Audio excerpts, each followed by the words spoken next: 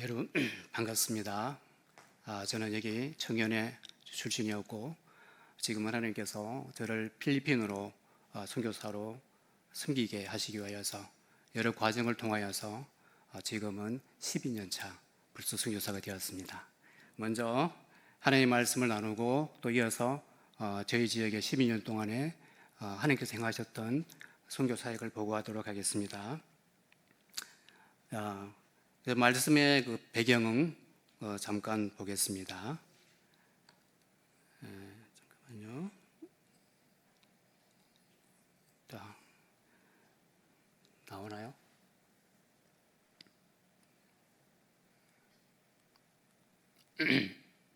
네. 다윗이 이제 왕이 되고 난 뒤에 그 7년 반 만에 하나님이 크신 도움으로 통일 왕국을 이루게 됩니다. 이때 여호와의 언약궤를 항상 다윗은 찾아오기를 사모하고 있다가 이제 그 때가 되었다 생각해서 이스라엘로 옮길 마음으로 이 일을 계획하게 됩니다. 그리고 오늘 그 본문의 말씀을 읽었던 것 같이 베레스 우사, 여러분들이 아마 많이 들어보셨던 인물일 수도 있고 생소할 수도 있습니다. 베레스 우사, 그 말은 우사는 사람 이름이고요, 베레스는 치다라는 뜻입니다. 그래서 하나님께서 치셨다, 그 말은 하나님께서 그 죽임을 당하게 하셨다는 말씀입니다. 이 본문은 제가 성경을 읽을 때마다 이해가 안 돼서 사실 많이 넘어갔던, 그냥 말씀이니까 그렇게 믿고 하나님께서 그렇게 하셨다 생각하고 넘어갔던 본문인데, 최근에 제가 많이 아파서 거의 죽게 되었다가 살아났거든요. 그래서 이 본문이 그동안에 제가 12년 동안 했던 필리핀 사역이 어떤 의미가 있는지, 그리고 과연 제가 계속 선교사로서 사역을 해도 되는지, 그런 질문까지 가게 되는 그런 본문입니다. 그래서 저의 그 나눔을 여러분과 함께 같이 좀 나누기를 소망합니다. 이 본문을 같이 읽어보겠습니다. 저희가 하나님의 궤를 새 수레에 싣고 산에 있는 아비나답의 집에서 나오는데 아비나답의 아들 우사와 아효가 그 새 수레를 모니라. 저희가 나곤의 타작마당에 이르러서는 소들이 뛰므로 우사가 손을 들어 하나님의 궤를 붙들었더니 여호와 하나님이 우사의 잘못함을 인하여 진노하사 저를 그곳에서 치시니 제가 거기 하나님의 궤 곁에서 죽으니라. 여호와께서 우사를 충돌하심으로 다윗이 분하여 그곳을 베레스 우사라 칭하니 그 이름이 오늘까지 이르니라. 본문 볼수록 참 이해가 안 되는 부분이 있습니다. 그리고 먼저 이 아비나답 베레스 우사가 어떤 사람인지를 잠깐 살펴보는 것도 좋겠습니다. 자, 이 사건이라는 배경을 잠깐 보면은 그 아비나답이라는 그 사람이 있는데 그 집에 여호와의 언약궤가 그 집에 있었습니다. 여러 가지 기록을 대조해 보니까는 약 70년 동안 있었다고 봅니다. 그래서 일단 다윗이 그걸 가져오려고 하는데 그 아비나답의 제사장은 그 두 아들 우사와 아히오가 있는데 이 법궤를 예루살렘으로 옮기는 일을 맡겼습니다. 그 이전에 이 집에 70년 동안 이 언약궤가 있었다는 겁니다. 그래서 다윗은 예루살렘으로 법궤를 옮겨 이스라엘 유다 지파들과 다윗의 통치뿐 아니라 하나님의 다스리심 밑에 모으는 구심체가 되게 하려고 하였죠. 곧 이는 다윗뿐 아니라 이스라엘이 기뻐하며 즐거워하는 큰 국가적 행사요 잔치로 준비가 되고 있었습니다. 그런데 이런 큰 행사는 참 기쁘고 웅장하게 시작되었는데 그 시작은 참 좋았습니다. 아비나답의 집에 있던 그 언약궤를 그 두 아들이 중심이 되어서 이제 황소가 이끌고 수레에 그 법궤를 싣게 됩니다. 그리고 그 두 아들 중에 한 아들은 앞장서서 황소를 끌었고 그 웃사라는 사람은 그 옆을 따라갔습니다. 그런데 가던 길에 갑자기 한쪽에 황소가 발작을 하게 되고 수레가 한쪽으로 기울게 됩니다. 그래서 법궤가 미끄러지기 시작하니까 웃사는 그 법궤가 떨어지지 않도록 하기 위해 손을 갖다 대었고 그 순간 그는 쓰러져 죽었습니다.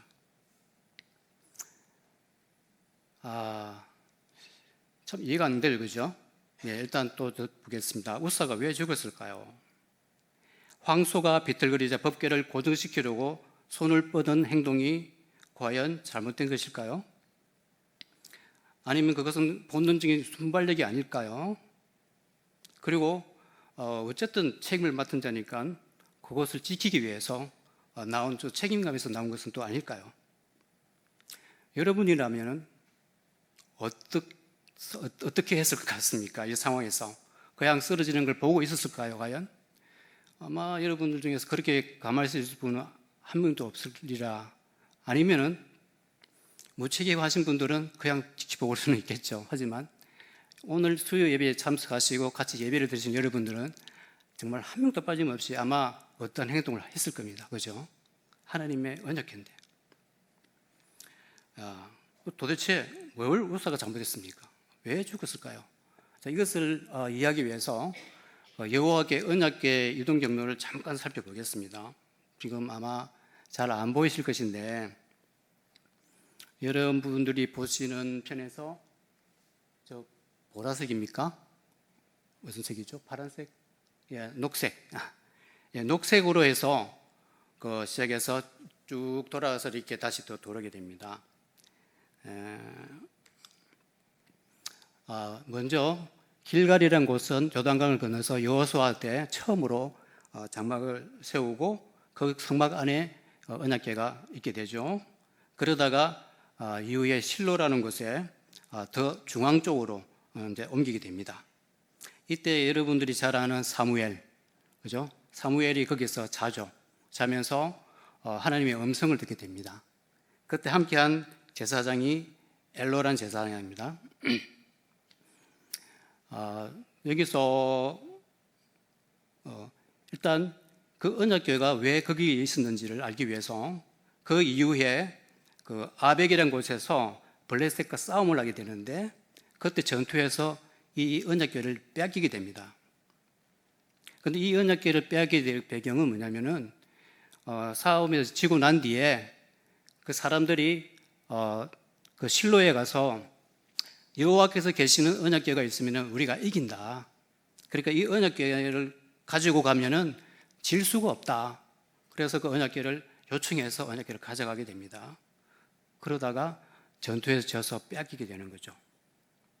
자, 그런데 이제 어떤 일이 일어나냐면은 그것을 빼앗은 블레셋은 그 아수도시라는 곳에서 자신의 신 다곤의 신전에 여호와궤를 갖다 두었으나 다곤 신상의 목과 두 팔이 잘리고 독한 종기가 발생해서 또 그 소위 말하자면 영화에서 보던 그런 저주 같은 거죠. 그래서 법궤를 가드로 옮깁니다.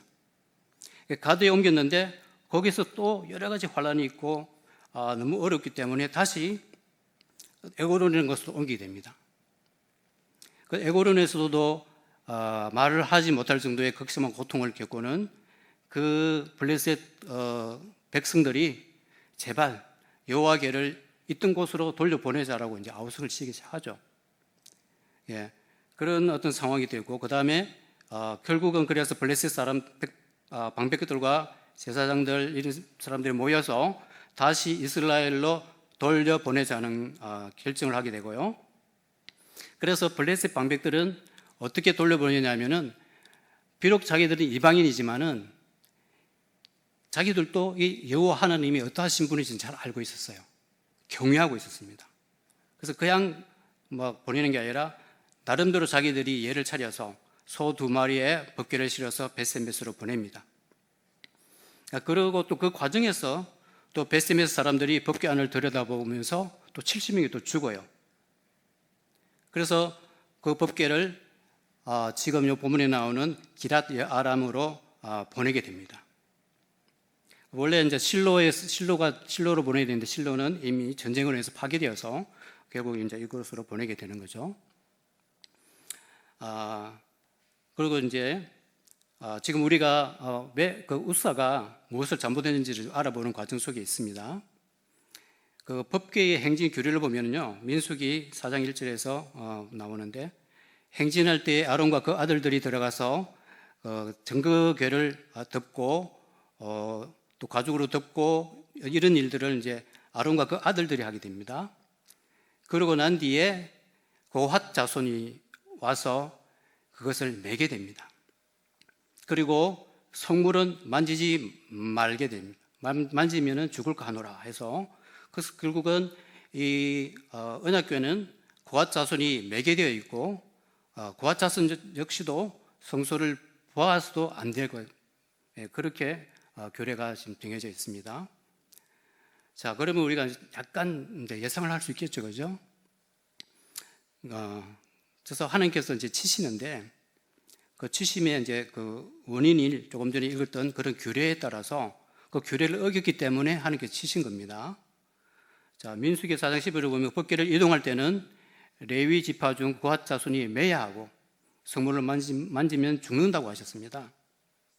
베세메 사람들 또한 말씀에 대한 무진지 아니면은 여러 어떤 이유로 성물을 보게 되면 죽게 되는 것을 모르고 많은 사람들이 성물을 보게 됩니다. 그래서 그 사무엘상 6장 11절 보면은 베세메스 사람들이 여호와 궤를 들여다본 거로 그들을 치사 5만 70인을 죽이신지라. 여호와께서 백성을 쳐서 크게 살육하셨으므로 백성이 애곡하였더라. 예. 이제 하나님께서 어떠하신 분인지 등장하시죠, 그죠? 그리고 또 하나님께서 진노하심에 다른 또 사례가 또 나옵니다. 아론의 두 아들이에요. 아론, 모세의 형님이죠. 첫 제사장이고요, 그죠? 그 아론의 두 아들인데, 아론의 두 아들 나답과 아비후 죽음 사건이 레위기에 나옵니다. 아론의 아들 나답과 아비후가 각기 향로를 가져다가 여호와께서 명령하시지 아니하신 다른 불을 담아 여호와 앞에 분향하였더니 불이 여호와 앞에서 나와 그들을 삼키매 그들이 여호와 앞에서 죽은지라. 모세가 아론에게 이르되 이는 여호와의 말씀이라. 이르시기를 나는 나를 가까이 하는 자 중에서 내 거룩함을 나타내겠고 온 백성 앞에서 내 영광을 나타내리라 하셨느니라. 아론이 잠잠하니. 이 사건이 또 나오죠. 그리고 그 다음에 또 엘리의 두 아들의 또 사건이 나옵니다. 사무엘상 3장 1절에 보면은 아이 사무엘이 엘리 앞에서 여호와를 섬길 때에는 여호와의 말씀이 희귀하여 이상이 흔히 보이지 않았더라. 이상은 뭐 환상, 예언 이런 거겠죠. 그리고 사무엘상 3장 11절에서 13절에 보면은 여호와께서 사무엘에게 이르시되 보라 내가 이스라엘 중에 한 일을 행하리니 그것을 듣는 자마다 두 귀가 울리리라. 내가 엘리의 집에 대하여 말한 것을 처음부터 끝까지 그날에 그에게 다 이루리라. 내가 그의 집을 영원토록 심판하겠다고 그에게 말한 것은 그가 아는 죄악 때문이니, 그가 알고 있는 죄악 때문이니, 이는 그가 자기의 아들들이 저주를 자청하되 금하지 아니하였습니다. 말씀이 희미해지는 거죠. 알고 있는데 희미해지고 있는 겁니다.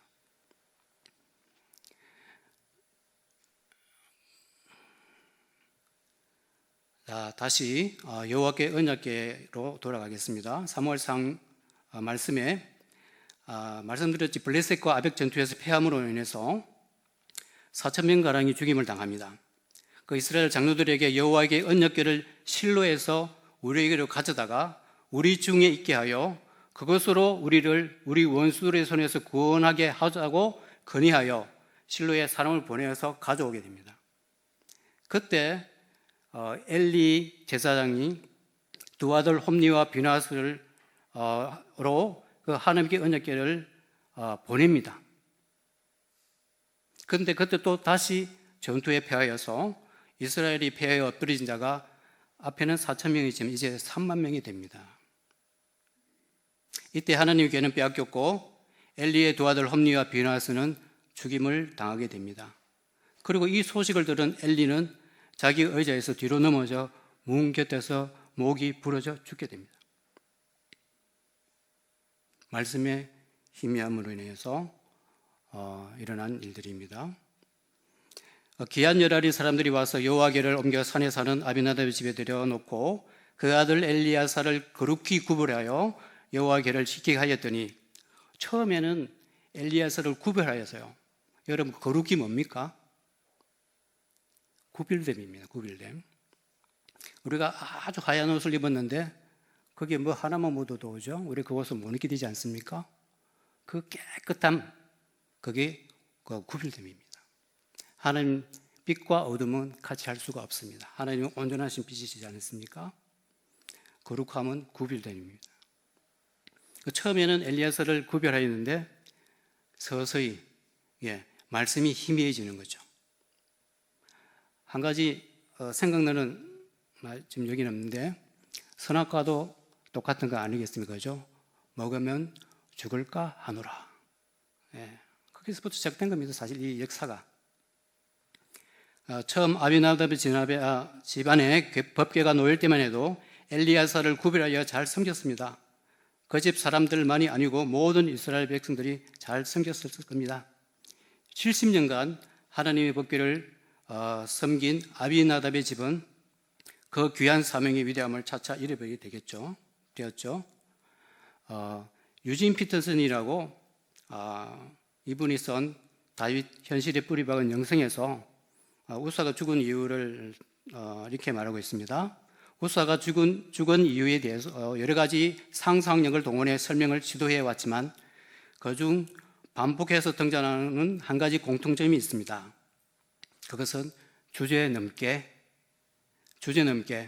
하나님을 관리하는 일에 책임자 행세를 하려 하고 하면 죽게 된다는 것입니다. 그죠? 주제넘게입니다. 자, 기란 열알이 사람들이 와서 여호와궤를 옮겨 산에 사는 아비나답의 집에 들여놓고 그 아들 엘리야사를 죄송합니다. 그리고 이제 등장하는 한 인물이 있는데 오벳 에돔입니다. 아비나답의 집에 법궤가 70년간 있었는데도 하나님의 말씀을 잊어버리고 지키지 않는 사람들이 있기 때문에 그 여호와궤가 있음에도 불구하고 그의 집에 복을 받았다는 구절은 제가 아무리 찾아봐도 없더라고요. 복을 못 받았다 생각이 듭니다. 그러나 오벳 에돔은 그와 자손으로 하나님 말씀을 잘 알고 말씀을 잘 하고 있는 사람이어서 그의 집에 겨우 석 달을 있었는데도 그의 집은 복을 받게 됩니다. 여호와의 궤가 가드 사람 오벳 에돔의 집에 석 달을 있었는데 그 온 집에 복을 주시니라.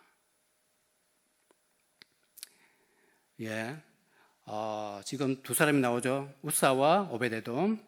여기서 잠깐만 다윗을 살펴보고자 합니다. 이 모든 사실 배경에는 누가 있습니까? 다윗이라는 왕입니다. 다윗으로 사실 시작한 거예요. 책임을 묻자면 사실 다윗이 죽어야죠. 그죠? 근데 하나님께서는 어떻게 하셨냐면은, 일단 역대상의 13장의 말씀을 보면은 다윗이 천부장과 백부장 곧 모든 장수로 더불어 의논하고 뭇 백성의 눈, 이 일을 좋게 여김으로라는 구절이 있습니다. 그러니까 모든 사람 백성과 의논하고 모든 사람 눈에 좋게 보고 본인도 좋게 여겼던 것이에요. 그래서 다윗은 하나님의 궤를 모셔올 때 장수들과 의논하여 하나님의 궤를 옮겨 모시는 방법을 두고 의논을 했습니다. 결국 그 결과로 새 수레에 싣고 옮기자 결정이 났고, 그 참 좋은 아이디어다. 사람이 드는 것보다 훨씬 안전할 것이다. 또 새 수레니까는 새 것으로서 가장 좋은 것으로 드리는 것이 아니겠는가? 아마 다윗은 그렇게 생각하고 결국은 최종 결정권자가 이걸 결정하게 됩니다. 그래서 우사를 하나님께서 치실 때 다윗은 마음이 어떻게 했겠습니까? 이 행사를 위해서 3만 명을 준비하였고, 국가적인 행사였고 자신은 왕입니다. 근데 그 행사 중에 우사를 치시니까 다윗은요 도망가는 게 아니고 분노합니다. 그리고 두려운 거예요. 하나님을 아니까. 그래서 언약궤를 더 이상 모시지를 못하겠는 겁니다. 그래서 보면은 레위 자손이 매도록 되어 붓기를 소가 끄는 수레에 옮기는 방법으로 만들어냈지만 또 사람이 수레에 싣는 것도 안전하고 효과적이라고 아마 생각했었던 것 같아요. 하지만 이유가 무엇이든 그들은 하나님이 말씀하지 않은 자기들의 방식을 동원하여 하나님을 더 잘 섬긴다라고 생각하였던 것입니다. 그렇죠. 저도 그렇게 생각이 듭니다. 하나님 궤를 더 좋은 방법으로 옮기겠다는 그 의도는 분명 선하고 좋았지만 결국 궤를 옮기는 방법에 인간의 방식을 개입시키는 것이 문제가 되었고요. 그런데 하나님께서는 이것을 용납하시지 않으시는 그런 부분이었다는 거예요. 그래서 우사를 바로 치시면서 하나님께서 진노하심을 보여주지요. 사람의 계획과 나의 열심. 그러면은 이런 상황에서 가만히 있으라는 것입니까? 그런 상황에 가만히 있으면 또 어떻게 되겠습니까? 사실 가만히 있어서 만약에 언약궤가 넘어졌다. 그러면 또 우사는 사람들한테 맞아 죽지 않겠습니까? 그러니까 이해가 안 가는 거죠. 그죠? 근데 이해도 가죠, 이제. 왜? 규례. 잘못했다. 하나님께서 어떠하신 분이시다. 앞에 예를 들어서 제가 말씀드렸습니다. 자신의 생각대로 열심히 계획하고 봉사하고 일함으로써 하나님의 일이 되어지고 있다고 혹시 여러분들 여기고 있는 부분은 없습니까? 저는 선교지에서 가끔 이런 오류에 빠집니다. 왜? 나는 이 사람들 똑똑해. 그걸 계획하고 하면은 거의 95%는 제 아이디어입니다, 사실. 왜? 우리는 이미 많은 경험을 했기 때문에, 선지 문화를. 그래서 잘 되면은 내가 잘한 것 같은데, 이런 생각 많이 합니다. 안 되면은, 필리핀 사람들이 그렇지 뭐, 이런 어떤 스스로, 그렇게, 자, 그러면은, 이게 우사가 법궤를 붙든 것과 같은 것일 수 있습니다. 그렇다면은, 하나님은 이런 사고방식에 대해 진노하심을 잊어서도 안 된다는 거죠. 우사가 하나님의 궤를 붙든 것은 그런 마음이죠. 결국은 내가 우리 집에 있었는데 내가 이것을 이끄는 책임자인데 내가 붙들어야지. 그죠? 자기 스스로 자기가 어려움을 만든 겁니다. 그러다 보니 궤가 굴러지겠다 싶으니 당연히 그걸 잡게 돼 있죠. 하나님께서 무엇을 원하시는지 또 잠깐 보고 우리는 지금 또 자신이 바라는 대로 되어지는 것을 하나님의 뜻으로 여기고 좀 더 나은 것, 좀 더 효과적인 방법 그런 궁리들을 하면서 끊임없이 인간의 방법을 만들어내려고 합니다. 이는 결국 하나님의 말씀이 관심에서 멀어질 수밖에 없습니다. 이미 우리가 알고 있는 구시대 발상이야, 우리는 새로운 게 필요해, 이런 것들이겠죠. 상당히 논리적이고 상당히 효과적일 수도 있을 겁니다. 하나님은 효과적인 인간의 방식을 원하시는 것이 아니라 하나님의 말씀에 대한 순종을 원하십니다. 비록 하나님의 방식이 우리가 보기에 미련하게 보인다 해도 그대로 순종하기를 원하시고 있다는 것입니다. 하나님의 일은요, 하나님께서 하십니다. 우리는 그의 피조물이에요. 우리가 할 수 있는 게 사실 아무것도 없습니다. 우리가 기도할 때에 우리가 주님이라고 부르면서 과연 우리가 주님께 기도하고 있습니까? 그냥 여러분이 불러 내려오게 하시지 않습니까? 내 기도 들으라고. 그냥 계신 주님이 아니시고요. 실제로 그분은 우리의 주이세요, 주. 우리는 그분 하나님의 종입니다. 하나님의 종은 지시받은 대로 살아갈 뿐이에요. 자랑할 것도 없습니다. 종이니까요. 당연히 하는 겁니다. 말씀을 통해서 하나님이 나에게 어떤 말씀으로 주시는지를 잘 살피면서 지시하는 그 길을 한 발 한 발 가는 것 뿐이에요. 하나님의 일은 하나님께서 이루십니다. 여러분 우리 한번 같이 따라해 볼까요? 하나님의 일은 하나님께서 이루십니다. 예, 아멘입니다. 이것이 살아계신 하나님이 있는 자의 믿음이 되어야 합니다. 그러므로 신자의 할 일은 오직 말씀을 살피면서 말씀대로 사는 것입니다. 무엇이 더 효과적인가를 물론 생각하고 분해하고 연구해야 되겠지만 그것보다 무엇이 하나님의 말씀인가를 생각하기를 절개해야 됩니다. 이제 결론으로 들어가겠습니다. 우사의 죽음을 통해 저는 회복, 효심, 그렇게 돌아가는 걸 계속 제가 이 말씀을 지금 몇 달째 묵상하고 있습니다. 내가 만든 수레, 새 수레 얼마나 좋습니까, 그죠? 근데 그것이 아닐 수 있다는 겁니다. 그래서 혹시 내가 만든 수레가 있지 않는가, 여러분 한번 살펴보시기 바랍니다. 그리고 그게 내가 만든 거라면 포기할 수 있도록요, 그냥 잊어버리시고 초심으로, 말씀으로 돌아가서 기도를 시작하십시오. 하나님께는 하나님의 임재와 영광을 상징하는 것임을 분명하게 인식하고 경외, 두려움과 겸손으로 나가야 합니다. 하나님이 우리를 책임지시는 인생임을 알고 오늘 주신 성경 말씀에서 다윗이 다시 초심으로 돌아가는 것인데, 이것을 마지막으로 살펴보고 말씀을 맺기로 소망합니다. 자, 궤를 메고, 그죠? 또 제사도 드리고. 어떤 사람이 다윗 왕에게 아뢰어 이르되, 여호와께서 하나님의 궤로 말미암아 오벳 에돔의 집과 그의 모든 소유에 복을 주셨다 한지라, 다윗이 가서 하나님의 궤를 기쁨으로 메고 오벳 에돔의 집에서 다윗성으로 올라가세. 여호와의 궤를 맨, 이제 궤로 들어가는 겁니다. 하나님께서 원하시는 것. 사람들이 6걸음을 가매 다윗이 소와 살찐 송아지로 제사를 드리고, 이제 이 제사를 받으시는 거예요. 하나님께서 얼마나 다윗을 사랑하는지 잘 아시지 않습니까? 그렇죠? 이때는 하나님께서 기다리신 거예요.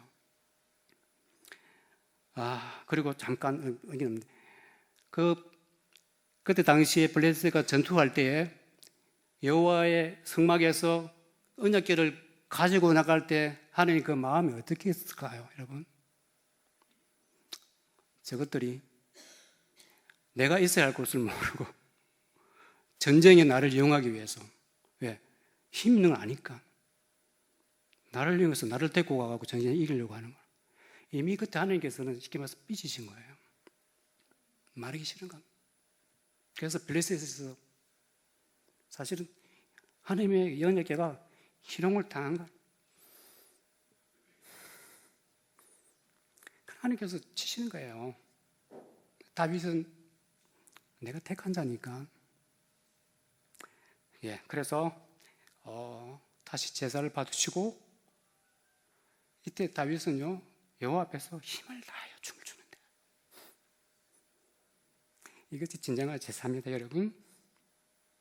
그때 다윗이 에봇을 입었더라. 다윗과 온 이스라엘 족속이 즐거이 환호하며 나팔을 불고 여호와의 궤를 메고 오니라.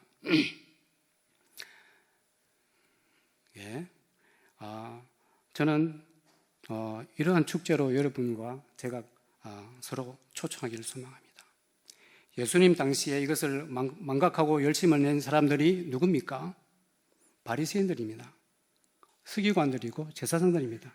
소위 배운 사람들이에요. 지도자들이고 교사고. 그들은 육신을 입고 오신 하나님, 예수님, 그분을 어떻게 했습니까, 여러분? 그분들이 열심히 한 일은 예수님을 십자가에 못 박게.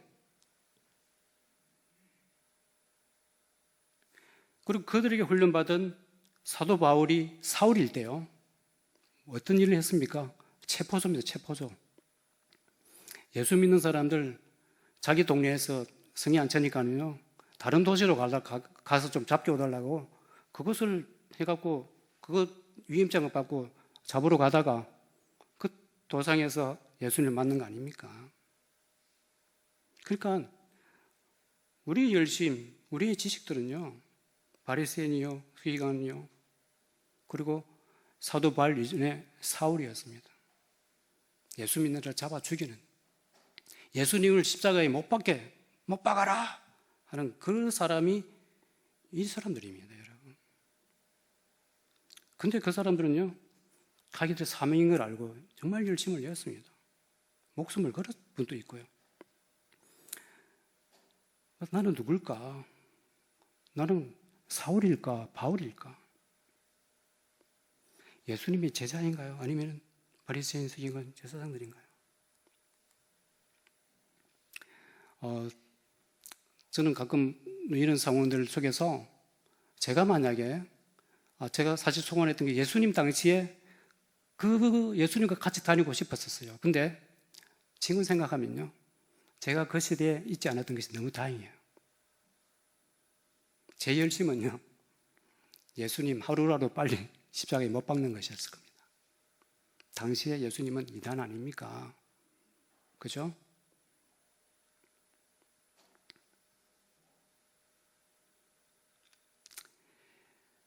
제가 그때 태어나지 않은 게 얼마나 감사한지 모르겠습니다. 그러니까 이것은 여러분 잘 들으시기 바랍니다. 지금은요, 우리가 십자가의 보혈 은혜를 입어서 그래 어쨌든 우리가 우사냐 오벳에돔이냐, 자 우리가 이제 그것을 참 무상하기를 소망하면서 마지막에도 이렇게 말합니다. 나더러 주여 주여 하는 자마다 다 천국에 들어갈 것이 아니요 다만 하늘에 계신 네 아버지 뜻대로 행하는 자라야 들어가리라. 그때 내가 저에게 밝히 말하되 내가 너희를 도무지 알지 못하니 불법을 행하는 자들아 내게서 떠나가라. 그들이 뭐라 말합니까? 내가 당신의 이름으로 귀신을 쫓고 내가 당신의 이름으로 지금 교회를 부흥시켰는데 그럽니다. 그런데 나는 너희들 모른다. 너희는 불법을 행했다 그럽니다, 여러분. 우사 생각하십시오. 그러므로 누구든지 나의 이 말을 듣고 행하는 자는 그 집을 반석 위에 지은 지혜로운 사람 같으니라. 교회는요, 이미 그리스도 예수의 피 보혈의 은혜를 입은 자들이 함께 모이는 공동체입니다, 여러분. 여러분 이 자리에 또 여러분 예배에 참여하는 거 그냥 뭐 한번 억지로 끌려왔다, 그 기적입니다. 부끄럽지만 저희 어머님 그 종교는 말씀드리지 않겠습니다. 너무 열심히 하는데 그 종교는 결국 사람을 믿는 거예요. 그 사람이 무슨 신통력이 있겠습니까? 그 복음을 말하면요, 듣지를 못합니다. 심지어는 저보고 나가라 그럽니다. 지금부터. 제가 선교사인 걸 알고는 그래도 은근히 자부심을 느끼세요. 그런데 안 됩니다, 여러분. 사단의 영이 시이면요 안 됩니다. 저희 형님요, 제가 그 이전에도 저희 어머니께 복음을 전하려고 본격적으로 딱 시작을 하니까는 저는 태어나서 처음 봤습니다. 저희 형님 눈동자가 변하더라고요. 영화에서 나오듯이 전체가 검정색으로 변하더라고요. 그런 집안에서 제가 선교사 됐다는 건 기적 중의 기적입니다, 여러분. 아니, 예수님의 보혈로 하나님 나라에 속했다는 거요. 이거는 정말 기적입니다. 여러분, 진짜 그냥 온 것도 아닙니다, 여러분. 네, 제가 부끄러운 고백했잖아요, 그죠? 저희 어머님, 저희 형님이 얘기했습니다. 선교사인데. 여러분, 하나님의 은혜입니다, 여러분. 여러분이 잘해서 아닙니다. 제가 선교사라서 아닙니다. 오직 피 보혈로 우리가 속죄를 받고 구속을 받았습니다. 교회입니다. 이제 우리는 다시 우리의 생각과 일과 사명을 점검해 보아야 합니다. 반석 위에 지은 것인지 모래 위에 지은 것인지. 우리 모두가 지혜로운 사람이 되어 법궤를 모셔오는 축제에 다윗이 온 힘을 다해 춤추듯이 우리 온 교회가 매일매일 절기의 예배에 참여하는 우리 모두가 되시기를 예수님의 이름으로 축원합니다. 이어서 선교 보고를 간단하게 하겠습니다.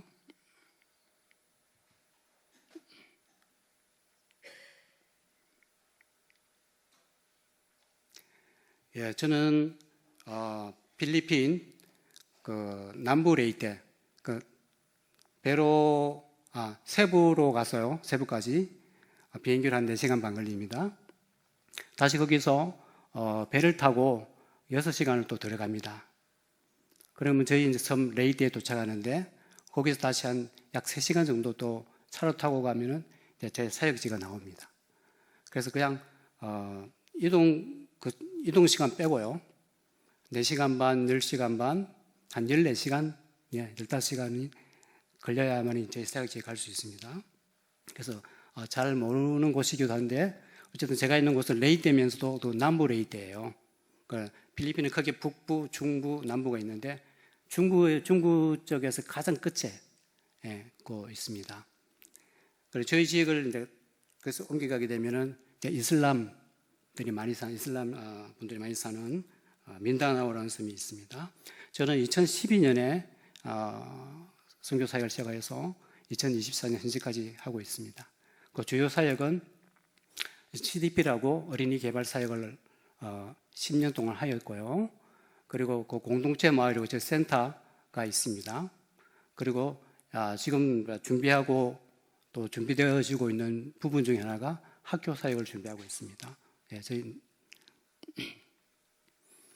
필리핀은 나라 개혁은 간단하게 보면 지금 인구가 1억 1,200만 명요. 그리고 우리나라 한 3배 정도 되고요. 섬이 7,107개입니다. 그 사람이 사는 섬은 약 880개입니다. 그리고 전체 GDP는 34위인데 1인당 GDP는 124위예요. 아직까지 사실 엄청 가난한 나라입니다. 그리고 카톨릭이 주로고요. 그렇습니다. 그렇게 보고 필리핀은 세계에서 13번째로 인구가 많은 나라이고, 그리고 필리핀의 큰 한 축은 그 필리핀 1억 약 2천만 명이지만 1억 답고요. 10% 1,000만 명 이상이 해외 근로자로 일해서 자기 본국으로 송금을 합니다. 이분들이 애국자예요. 필리핀의 한 축 경제를 담당하고 있습니다. 그리고 스페인 지배를 약 340년간 받아서 지금 또 캐톨릭과 스페인 문화가 남아 있습니다. 그리고 그 지배하에 있다 보니 우리가 일제시대 때 지배받았던 같이 살기 위해서 거짓말을 엄청 잘합니다. 길을 물어봐도 길을 몰라도요 무조건 알려줘요. 거기 가면은 저 사람 또 저리 가래요. 저 사람 또 저리 가랍니다. 왜냐하면 이 사람들 여행을 또 많이 안 해보기 때문에 잘 몰라요. 특히 도시에 가서 물어보면요 정말 그렇습니다. 생존이에요, 생존. 그런 것들도 이제 저도 차츰차츰 이해하고 있습니다. 그리고 그 이후에 미국이 한 50년도 지배합니다. 그래서 스페인과 미국 문화가 같이 공존해 있습니다. 특히 미국은 그래도 보건, 의료, 교육 부분에서, 그리고 영어와 서양 문화 이런 부분도 참 좋은 부분이죠, 그죠? 그런 영향을 많이 받았습니다. 그리고 필리핀의 여러 가지 특징 중에 하나가, 필리핀은 가난한 주 같은 경우요, 거기는 지방 토호가 있어요. 아주 그냥 무섭습니다. 사람도 죽입니다. 마음에 안 들면은 서로 총싸움도 하고요. 그게 뉴스에서만 나오는 게 실제로 그렇습니다. 저도 3번 죽을 뻔했습니다. 그 부분은 다 혹시 기회가 있으면 정말 죽을 뻔했습니다. 그래서 봉건 영주처럼 행세하고요, 이들이 큰 기업들을 다 갖고 있습니다. 그래서 자기들한테 유리한 사업은 오케이, 막 발전하고 발달하고 막 자기한테 경쟁이 될 것 같은 거는 절대 허락 안 합니다. 그래서 어쩔 수 없이 지주와 소장농의 관계가 지속될 밖에 없는 그런 부분이 있습니다. 그 다음에 저희 선교지요, 세인트 버나드인데, 여기는 어떻게 시작되면 2006년 2월 달에 산사태가 납니다. 해발 750m. 그리고 1200여 명이 이제 거기에 그대로 묻히게 되고요. 그렇습니다. 그래서 요 이제 보는 게 그 필리핀 지도고요. 저 줄 하나 당겨 놓은 그 밑에 그 중간 보이죠? 중부 지역의 끝에 저기가 제가 있는 세인트 버나드라는 곳이고요. 그 오른쪽에 보이는 곳이 이제 위성 사진입니다. 그 제가 이제 그 테두리를 했는데 저희가 저기 센터고요. 4,500평 되는 센터가 있습니다. 거기 그 위쪽에 보면은 집들이 많이 있는 곳은 마마누아 부족민들이에요.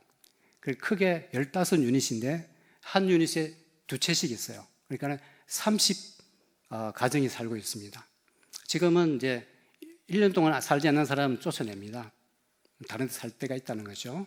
그래서 지금은 지금 또 한 200명 정도가 같이 살고 있습니다. 그리고 그 밑에 이제 건물들이 보이고요. 그 중간 비어 있는 건물에 저희 학교 건물이 들어서 있습니다. 그건 나중에 또 보겠습니다. 예, 네, 뭐 자연재해가 많이 나고 1년에 태풍이 20개, 30개 정도. 예. 그리고 긴급 구호만으로 끝나려고 했었는데 너무 많은 가정들이 피해를 봐서 저희 단체에서 여기에 우리 상주를 시키자 해서 시작된 곳이 이제 저희 센터입니다. 그리고 이제 10년 동안 어린이 결혼 사업을 하게 됩니다. 보통 방송에서 1대1 결혼을 하지 않습니까? 예, 그래서 저희도 이제 그 결혼 사업을 하면서 10년간의 사업 프로그램 그걸 CDP랍니다. CDP. 그리고 특별히 교육 지원에 중점을 두고 졸업을 시키는데 저희 목적을 또 큰 목적을 두고 있었습니다. 제 센터의 특성은 다른 지역은 사실은 센터 중심으로 하는데 저희는 지역교회 중심으로 했어요. 그 11개 지역 13개 교회 중심으로 프로그램을 진행합니다. 그래서 뭘 주는 것도 그렇고 프로그램도 그렇고 저는 다 준비해서 목사님께 드려요. 교회에. 그러면 그거 받으러 교회로 오지 않겠습니까? 교회가 어린아이들로 이제 넘쳐나게 됩니다. 그리고 결국은 그 교회는 자동적으로 지역 공동체를 섬기는 사랑의 공동체가 되고요. 예. 산사 때 그 사진입니다. 그 저 위에 산이 무너져 갖고 저 밑에 저렇게 큰 지역을요. 750m 되는 산인데 아찔하지 않습니까? 그렇게 큰 지역이 그냥 그대로 그 비가 2주간 와갖고 이게 돌이 퉁퉁 떨어지는 게 아니라 그냥 쓰나미 같이요. 쭉쭉쭉쭉 이렇게 내려왔다는 거예요. 빠른 하여튼 무섭습니다, 여러분. 자연재해가 이렇게요. 그래서 3일 만에 그라운드 제로라고 더 이상 산 사람이 없다고 선언하면서 사실은 거의 포기를 하게 됩니다. 그래서 그 밑에는 거의 시체가 죽음이 그대로 있습니다. 예, 지금의 현장입니다. 그냥 보면은 너무 아름답지 않습니까? 예. 그리고 제 사역을 간단히 요약하자면은 2011년에서 2020년까지 10년 동안에 어린이 개발 사역을 하게 되고요. 그리고 그 이후에 이 어린이를 통해서 분명히 영향을 주는데 안 변하죠. 예, 안 변합니다. 그래서 어떻게 할까 계속 저희 이제 이들과 고민하고 기도한 결과 학교를 하자. 일주일에 한 번으로는 애들 변화시킬 수 없으니까 학교에서 우리가 매일 하루 종일 보지 않습니까? 그래서 교사를 양성하는 것에 제가 목적을 두고 계속 교사를 양성해 왔습니다. 그리고 학교야말로 이 아이들을 변화시킬 수 있겠다. 그래서 학교를 계획하게 되고요. 그리고 학교 건축 뒤에서 사진 나올 건데 밑에 4개 교실, 위에 하나 교실, 총 5개 교실로 이미 건축 허가가 건축이 완성되었고요. 그리고 학교로 허가까지 다 났습니다. 그리고 그거 운영하기 위한 법인도 95%까지 됐었는데 저희 단체는요, 아까 말씀드렸지만은 나라별로 봤을 때는 34위였나봐요. 필리핀이 잘 산다는 겁니다, 이제. 그래서 더 가난한 나라로 가자. 그래서 내년에는 그 필리핀 전체를 문을 닫습니다. 그것을 이제 알게 되면서부터 학교 건축은 모든 게 마무리됐는데 법인도 이제 다 했어요. 근데 마지막에 결국에는 중단을 시켰습니다. 왜냐하면 운영비가 없기 때문에요.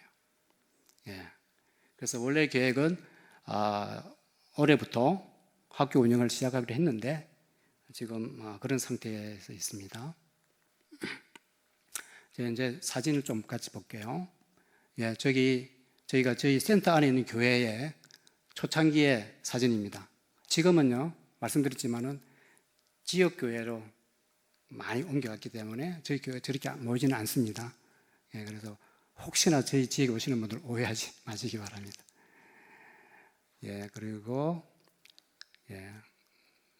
뒤로 가면서 또 봐야 되겠습니다.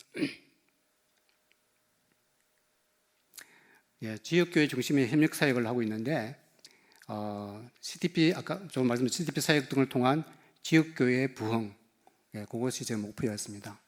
그리고 사역의 내용은 아동들의 학업에 도움을 주는 주말학교 등의 교육 지원, 그리고 주일학교 등 지역교회 자체 프로그램 개발, 그리고 정기적 지도자 미팅 등을 통해서 세미나 등을 통해서 또 현지 지도자들 성장을 도모하고 있습니다.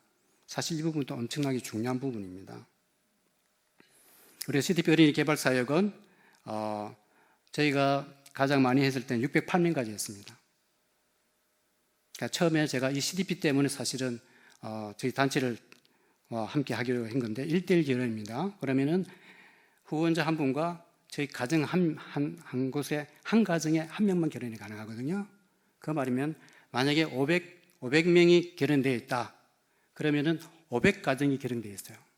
한 가정에 최소 4명만 계산하면은 2,000명입니다, 여러분. 캐톨릭이든 무슬림이든요, 이렇게 도와주고 하게 되면요, 그 집은요, 언제든지 놓고 안 해도 됩니다. 가면은 차 마시고 나올 수 있어요. 이렇게 쉬운 복음 전도가 어디 있습니까?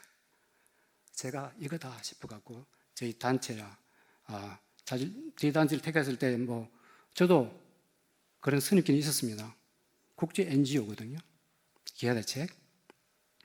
예. 국제 NGO가 선교사. 여러분, 엄청납니다, 진짜. 그래서 어쨌든, 그것을 지역교회가 할 수 있도록 저는 또 그렇게 했습니다. 그래서, 사실 지금 제 입장에서는 저는 남은 게 하나도 없어요.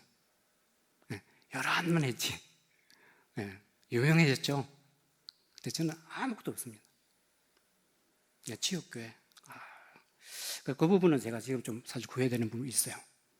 두 가지를 좀 겸할 수 있는 부분이 있는데, 어쨌든, 그렇게 해서, 한 2,000가정, 11개 교회, 11개 지역의 13개 교회가 그렇게 자연스럽게 복음 전하고 방문하고, 또 저희 행사할 때, 특히 여름 캠프 같은 경우는 몇백 명 옵니다. 오면은 그 자원봉사자로 우리 CDP 아동들의, 후원 아동들의 부모님들이 오세요. 공짜로. 자기 아들들이니까, 자기 자녀들이니까 얼마나 맛있게 잘합니까? 똑같은 돈을 줘도. 그러면서 서로가 너무너무 좋으니까 그 부모님들이 다시 또 교회로 오게 되고요. 그리고 그 부모님들은 의무적으로 목사님들의 교육을 받게 되어 있어요. 최소한 한 달에 한 번씩.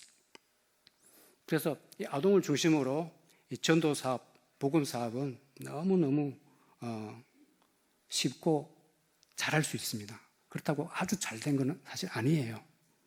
하지만 이런 접근 방법은 상당히 의미가 있습니다. 그리고 5대 중점 영역은 사실 이거는 제가 했던 부분의 퍼센테이지예요. 그래서 신체적 부분은 약 9.1%, 교육 20.8%, 영적 약 19.2%, 문화 정서적, 사회적 11.2%, 지역 개발은 이제 우물 개발, 식수 개발 그런 것도 포함하고요. 자립 프로그램 포함됩니다.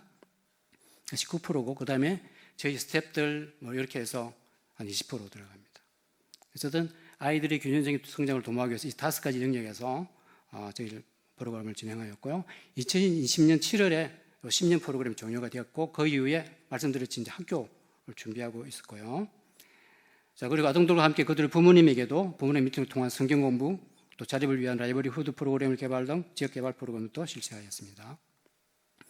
그다음에 각 영역별로 잠깐만 보겠습니다. 교육적 영역에는 학용품, 교복, 학교 활동비 여기 없어서 애들 학교 가기 싫어하거든요.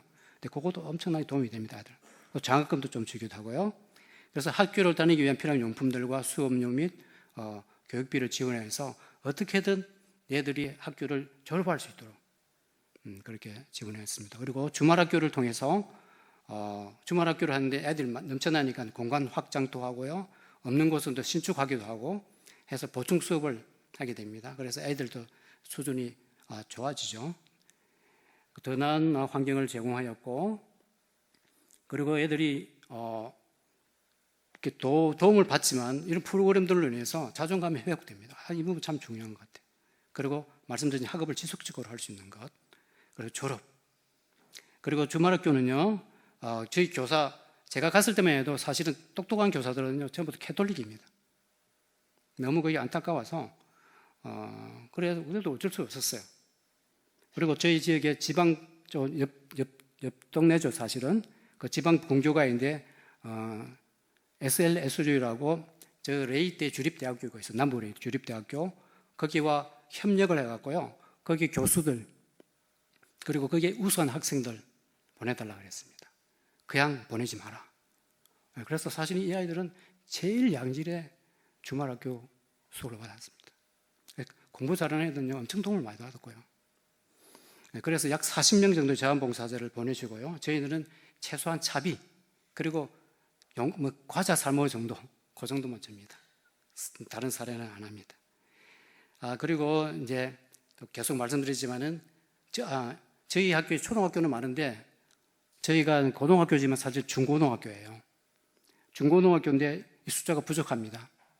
30개면은 4개밖에 없어요. 그리고 하나는 또 다른. 그러니까 일단은 물리적으로 부족한 부분이 있어서 양쪽으로. 그래서 고등학교가 필요하고, 또 말씀드렸지만 학교란 것이 너무 필요하거든요. 여기 보면은 밑에 주말학교 하고 있는 부분입니다. 그리고 이렇게 졸업생들이 계속 배출되고요. 그리고 이제 교복도 그냥 교복을 사서 주지 않습니다. 원단을 세부에서 직접 가갖고 저한테 대범 목사님이랑 직접 가서 리서치를 해서 도매상에서 원단을 떼옵니다.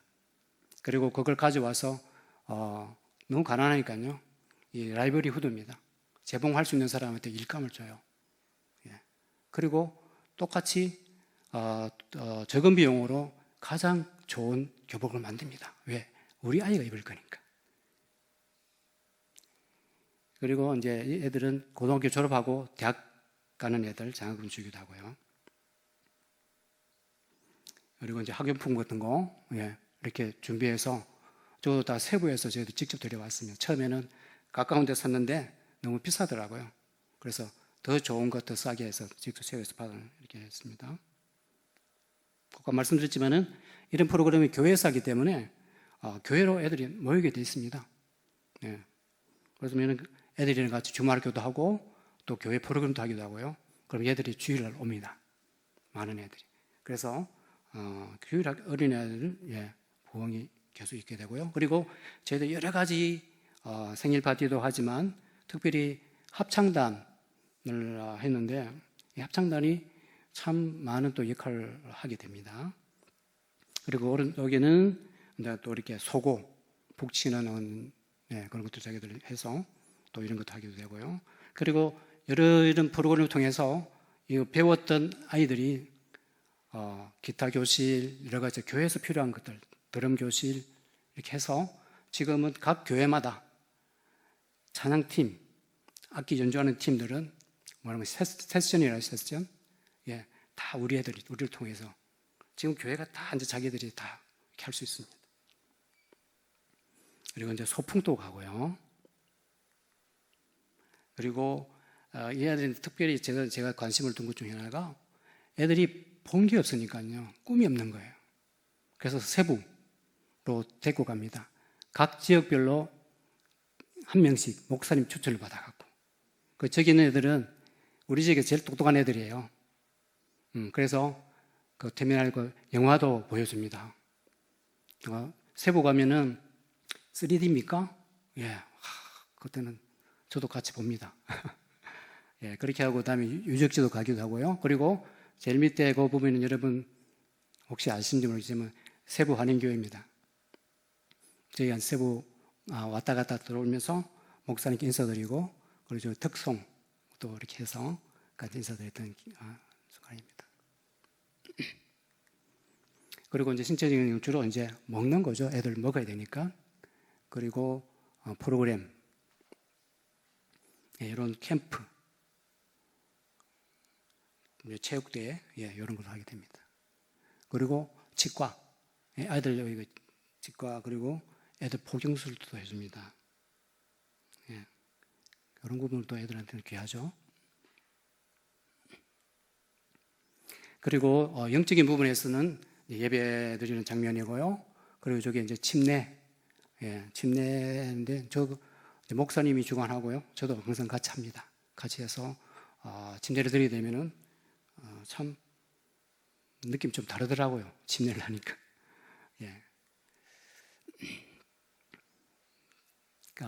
여기는 이제 세미나입니다. 이제 저희가 이런 부분이 많이 필요해요. 현지 목회자들은 죄송하지만 우리 옛날에 신학교 가던 학생들은 성적이 별로 안 좋았거든요. 생계를 위해서 가기도 하고 그랬습니다. 지금 필리핀은 더해요. 생계를 위해서 신학하는 사람들이 있습니다. 그래서 이런 분들을 그래서 지금 목회자 재교육은 정말 필요합니다. 이 부분을 앞으로 계속 해야 될 것 같고요. 그리고 교회 개척. 저기는 처음부터 저희가 지정해갖고 만들었고, 또 오른쪽에도 거의 저희가 한 70% 지원했습니다.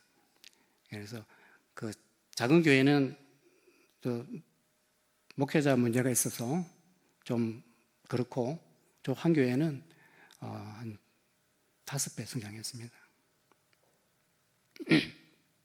그리고 여기 나바 지역이라고 산 위에 있는 지역인데, 여기 이제 단기팀이 오면 같이 행사를 합니다.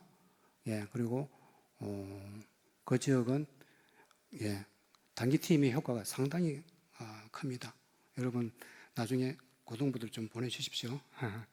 저희 한 교회는 매년 2월 달에 와요. 고등학교 1학년 마치고 고등학교 2학년 들어가기 전에, 그러니까 머리가 굳기 전에 먼저 보여주는 게 참 중요한 것 같아요. 그러니까 효과가 있고, 고등부가 변하고 고등부가 부흥하니까요. 문제 있는 애들이 저희 집에 와서 변하거든요. 그래서 이 명성교회는 작은 명성교회입니다, 여러분. 거기서 해마다 관할구 봉투 저기 보내줘요. 그래서 너무 좋으니까 저희 단체에서 어디 가도 그 이야기를 말씀을 하세요. 그리고 저희가 지역교회 중심으로 하고 있고, 또 고등부 애들이 와서 변화되니까 이분이 그 지역의 대표신데, 하여튼 그래서 저희 내부에서는 좀 잘했다, 성공했다, 그런 사례 발표를 하고 있습니다. 하여튼 감사하고요, 와서 이렇게 하는 게.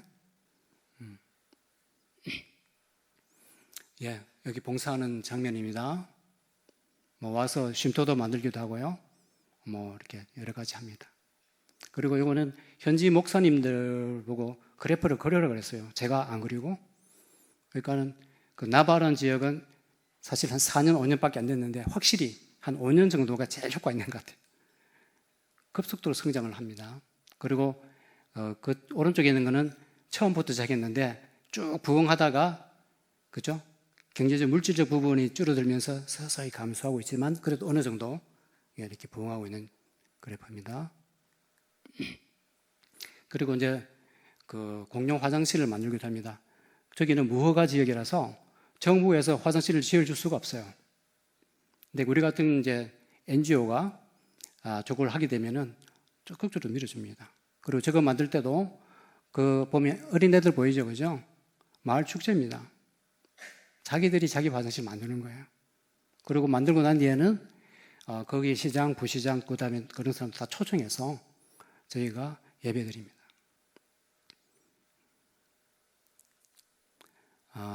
마마노 부족민들이에요. 아프리카 사람들 같죠, 그죠? 얼굴이 검정스럽고 머리가 꼬불꼬불합니다. 저희 만든 쉼터에서 얘들이 그냥 죽치고 앉아서 놀고 있습니다. 그리고 김치도 한번 만들어 봤고요. 그리고 센터 자립을 위해서 한쪽이 잘 안 보이구나. 그렇지. 예. 여기가 그 센터 안에 이제 여러 가지 식물들 뭐 이런 것도 해봤고요. 그 다음에 오른쪽에는 양어장. 예, 성공했었는데 물이 안 나와갖고 결국은 고기가 다 죽어버렸어요. 그래서 정말 엄청났거든. 저런 큰데 5군데 꽉 찼거든, 고기가. 네. 그렇습니다. 그리고 마마누 부족민 사역을 하고 있고요. 이거 마마누 집입니다. 아까 말씀드린. 그리고 사람들이 결혼식을 잘 안 해요. 돈도 없고. 그래서 저희가 이렇게 또 결혼식 센터에서 해주기도 합니다. 예, 그리고 우리 아이들요. 예. 이렇게 캠프에 와서 저 오른쪽 부분은 김천대학교에서 한번 단기팀 왔었는데 애들이 뭐 기도를 알겠습니까? 그죠? 그런데도 막 부르시더라고. 울기도 하고요. 뭐 감정에 뭐 그것도 있겠지만은 이럴 수도 있구나 했던 그런 어떤 시간들이었습니다. 예, 이게 만만한 부족민들이 좀 큰 아이들은 잘 참석 안 하는데 또 그나마 일부는 저희도 프로그램에 참여해갖고 캠프에 참여한 사진입니다. 아까 말씀드렸지만은 지방주립대학교와 교육협력지원식을 가졌고, 그리고 저희 그 교육 프로그램이 우수 프로그램으로 선정되어서요. 그 남부레이대 교사연합회, 교육연합회에서 저희 이제 CDP 학생 중에 학부모님께서 성공 사례 발표되었습니다. 요 밑에 그 관계자들까지 사진 찍은 겁니다. 그리고 테스다라고 정부에서 주는 공인 기술 자격증인데 마마누 부족민들한테 몇 가지 프로그램을 했습니다. 그 중에 하나가 이제 제빵 했는데 안 되더라고요. 예. 일단은 좀 더. 자, 이제 마지막 다 왔네요. 저게 사실 CDP 끝나면 2020년 끝나면서 2021년에서 2030년까지 계획을 잡아놓은 건데요. 1차는 5년, 2차도 5년 해서 첫 번째 5년에 저희 센터를 학교와 센터를 중심으로 한 총체적 선교센터로 구축하고자 하는 마음을 가지고 있었고요. 그래서 주요 사역으로는 일단 학교를 시작하자. 뭐 그렇게 해서 학교 건물은 완성되어 있는 상태입니다. 그 다음에는요, 예, 그 남부레이대 보고마 사역 이것도 이제 시작하고 있는데 저희 있는 지역에 30개 바람가에 우리로 치면 동사무소 30개가 있어요.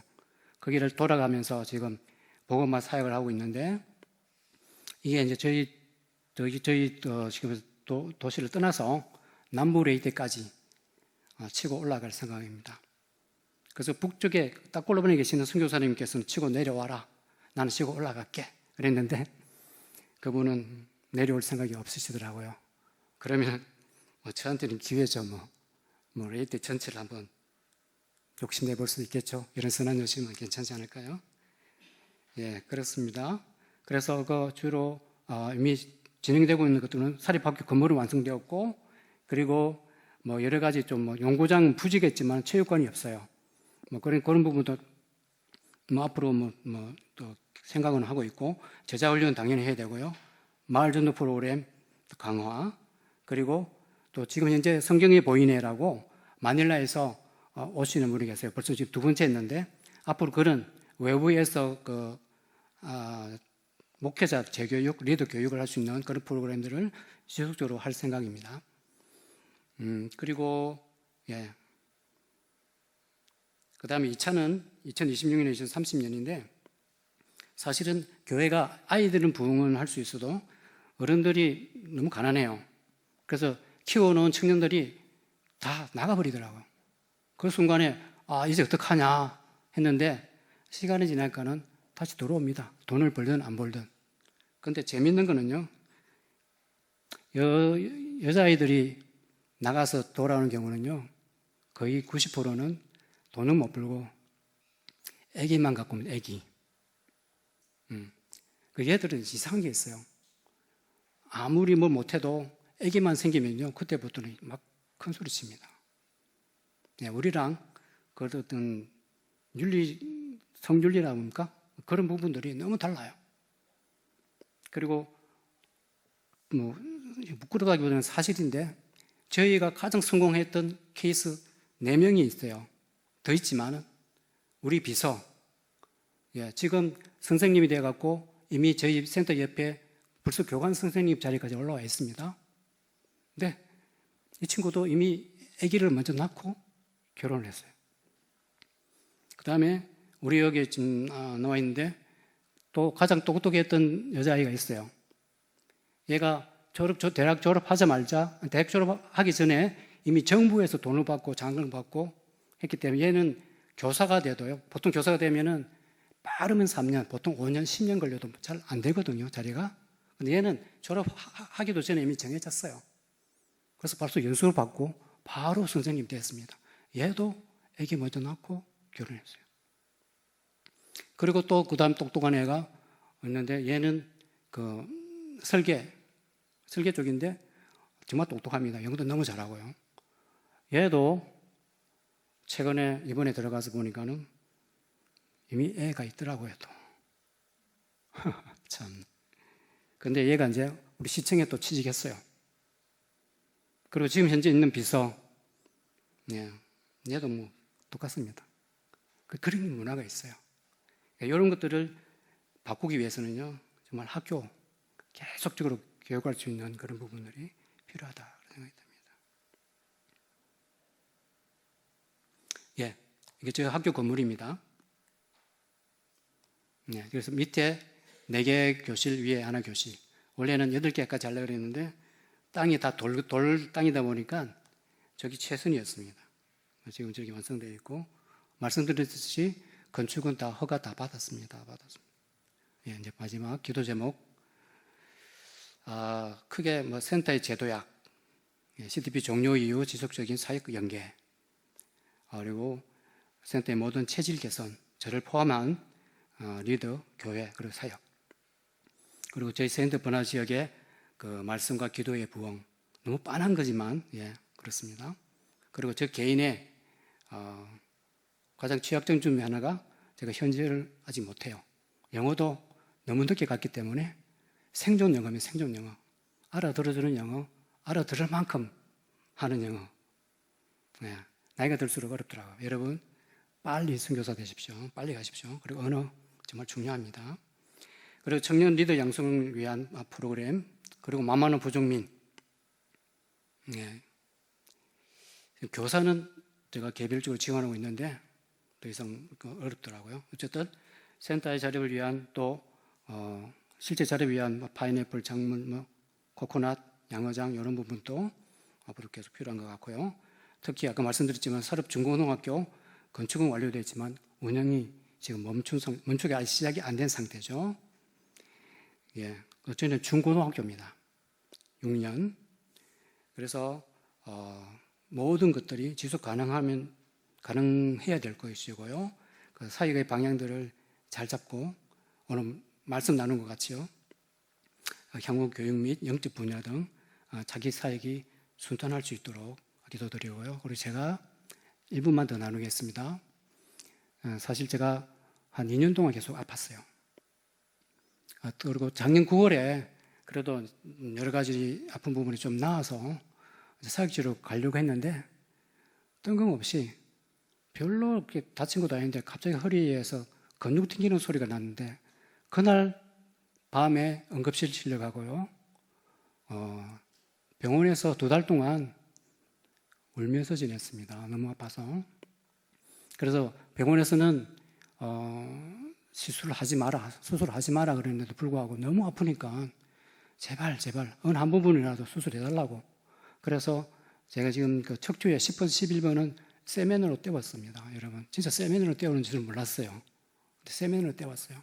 근데 그거 하고 나니까 상반신은요 아파도 견딜만 하더라고요. 그래야 이제 누워 있으면 욕창이 생기고 엎드려 있으니까는 너무 힘들고.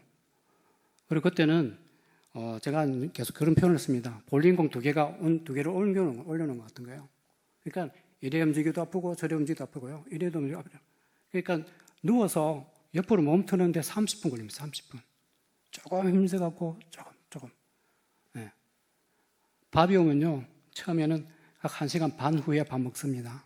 앉지를 못하니까. 앉아있어도 너무 그랬는데, 그래서 하나님께서 이제 나를 데려가시려나? 태어나서 그래 아픈 적은 없거든요, 제가.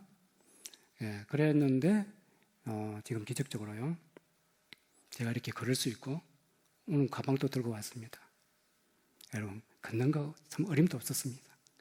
그렇게 3개월 꼬박 누워있다가 병원에서는 더 이상 해줄 것이 없다. 시간의 문제다. 뼈니까 잘 먹어라. 근데 제가 당뇨가 있어요.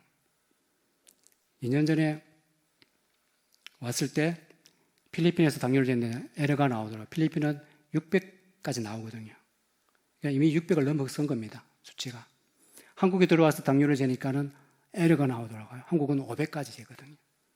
그러니까 그때 한국에 들어와서 그 종합검진을 해서 받은 결과가 당화 혈색소가 16.2예요. 다른 사람들은 뭐 얼마 9점 얼마 높다고 그러는데 저는 그게 높나? 그리고 아직까지 제 주변에서 저보다 높은 수치를 가진 사람 보지를 못했습니다. 그러니까 현지에 있을 때 제가 몸이, 그러니까 머리가 굳는 거예요, 처음에. 그냥 본능적으로 하는 겁니다. 그때 또 마침 태풍이 있어갖고요. 그 사람들 보고 있을 수가 없으니까는 정말 죽을 똥살똥 한 거죠. 그리고 어느 날 몸이 정말 설탕으로 제 몸이 딱 갇히는 느낌 같이 드는 거예요. 피노키오 같이. 나무가 되는 느낌.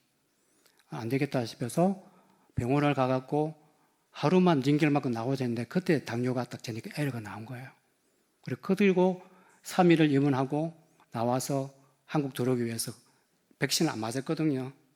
백신을 3차례 다 맞고. 그러니까 그것도 또 얼마나 시간이 갔으면 그죠? 그래 한국 와서니까 또 에러 또 나온 거예요. 당뇨는 하루에 인슐린을 4번 주사를 맞고 있는데 지금 또 안 떨어져요. 이미 너무 췌장이 잠을 자서. 여러분도 기도 부탁드립니다. 췌장이 살아날 수 있도록 기도 부탁드리고, 지금은 그래도 200에서 400 인슐린 맞고요. 뭐 어떨 때는 200m로 내려갑니다. 그래서 지금 식단도 거꾸로 식단 뭐 이런 거 해서 하고 있습니다. 근데 뼈가 다치니까는 많이 먹으라 그러니까 당뇨 때문에도 못 먹는 거예요. 여러분 진짜 우리 인생은요 빈익빈 부익부 맞습니다. 영적으로도 그렇고요. 아프니까 더 아픈 거예요. 당뇨만 아니면 막 먹으면 되지 않습니까? 저는 입맛이 참 좋아요. 하는 감사하게도 다리가 부어갖고요 쥐가 나갖고 너무 아파요. 예. 단 거 먹으면 바로 아픕니다. 머리에 올라오고요. 머리에 두통 나오고. 당뇨가 심해 분들만 아마 아실 거예요. 그러니까는 많이 먹지도 못한 거예요. 먹으면 다리가 저리고.